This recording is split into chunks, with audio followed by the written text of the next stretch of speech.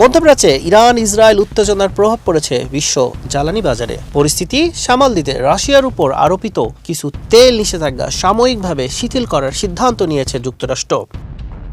মার্কিন treasury secretary Scott Bessent জানিয়েছেন, সমুদ্রে ভাসমান রাশিয়ার তেল কেনার ক্ষেত্রে 30 দিনের বিশেষ ছাড় দেওয়া হয়েছে। বিশ্ববাজারে জ্বালানির যোগান স্বাভাবিক করতেই এই সিদ্ধান্ত। এদিকে শুক্রবার সকালে এশিয়ার বাজারে তেলের দাম কিছুটা স্থিতিশীল হয়েছে। মার্কিন প্রেসিডেন্ট ডোনাল্ড ট্রাম্প বলেছেন, বিশ্ববাজারে তেলের দাম নিয়ন্ত্রণ রাখতে তার প্রশাসন কিছু নিষেধাজ্ঞা সাময়িকভাবে মওকুফ করেছে। তিনি আরও ইঙ্গিত দেন, ইউক্রেন যুদ্ধ নিয়ে শান্তি আলোচনা এগোলে ভবিষ্যতে রাশিয়ার উপর থেকে বড় ধরনের নিষেধাজ্ঞাও প্রত্যাহার করা হতে পারে।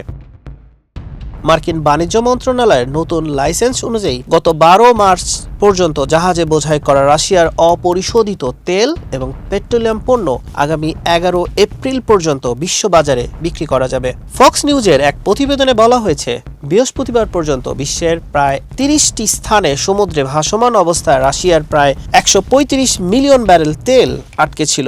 যুক্তরাষ্ট্রের দেওয়া এই ছাড়ের ফলে হরমুজ প্রণালীতে অচলাবস্থার কারণে তৈরি হওয়া তেলের ঘাটতি অন্তত 5 থেকে 6 দিনের যোগান নিশ্চিত করা সম্ভব হবে। এর আগে যুক্তরাষ্ট্র তাদের কৌশলগত তেল রিজার্ভ থেকে 13 কোটি 20 লাখ ব্যারেল তেল বাজারে ছাড়ার ঘোষণা দেয়। একই সময়ে আন্তর্জাতিক জ্বালানি সংস্থা ইতিহাসের সর্বোচ্চ 40 কোটি ব্যারেল তেল সরকারি রিজার্ভ থেকে ছাড় দেওয়ার নির্দেশ দিয়েছে। এটি তারই অংশ।